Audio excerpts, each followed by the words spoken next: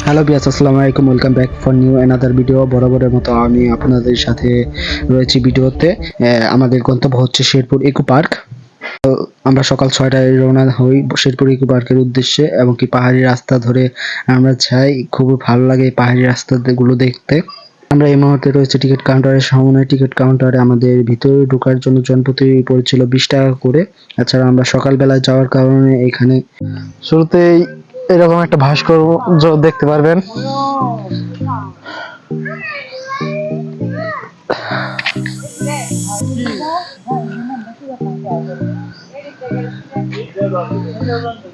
মানে এই খাঁচার ভিতরে যেটা, এটার ভিতরে হরিণ ছিল কিন্তু এখন নেই।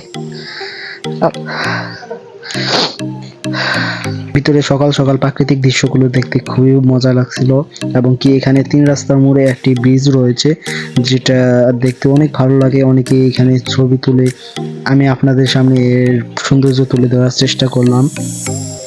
এছাড়া আমরা এখান থেকে একটু সামনে দিকে এগিয়ে আমরা ওয়াচ টাওয়ার দেখতে পাই, এবং কি আমরা ওয়াচ টাওয়ারে উঠে যাই। ওয়াচ টাওয়ারে আমাদেরকে জনপ্রতি পড়েছিল 50 টাকা করে, কিন্তু এখানে ওরকম কিছু নেই দেখার মতো। অযথা আপনার 50 টাকাটাই নষ্ট। পার্কের ভিতরে আমরা একটা মিনি চিড়িয়াখানা দেখতে পারি। সেখানে রয়েছে উট এবং কি বিভিন্ন ধরনের প্রাণী রয়েছে। সবচেয়ে কষ্টকর বিষয়গুলো হচ্ছে প্রাণীগুলোর ওপর নির্বিচারে অত্যাচার করা হচ্ছে। যেমন এখানে দেখতে পাচ্ছেন, এটাকে বলে সজারু, কিন্তু সজারু দেখেন ছোট একটা খাঁচার ভিতরে অনেক কষ্ট করে হচ্ছে, এবং কি ওর শরীরে কোনো কাঁটা নেই। সজারুর সৌন্দর্য হচ্ছে কাঁটায়, কিন্তু ওর কোনো কাঁটা নেই।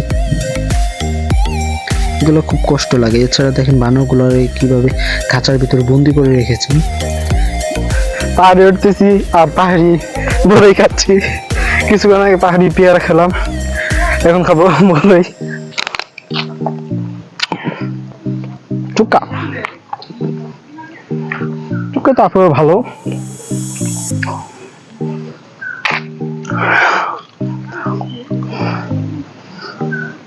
যতই সামনের দিকে আগাচ্ছি ততই রাস্তাটা কেমন জানি উপর দিকে হয়ে যাচ্ছে, মানে রাস্তাটা উপরের দিকে যাচ্ছে আর কি।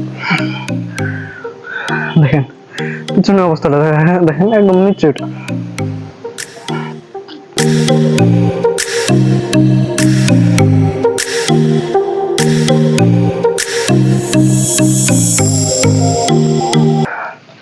আমরা এখন হারিয়ে গেছি, এটাই সত্য।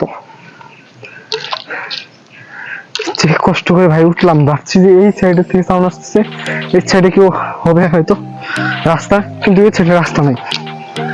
এখন আমরা হারিয়ে ফেলেছি, জঙ্গলের দিকে হেঁটে যাচ্ছি।